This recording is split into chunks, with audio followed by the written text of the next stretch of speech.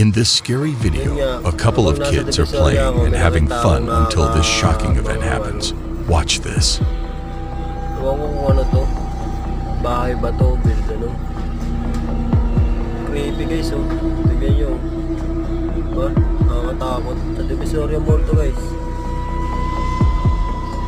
May mga parang mga poste niya. Yan. Parang napakaraming poste naman yan. Guys, comment below nga kung ano to.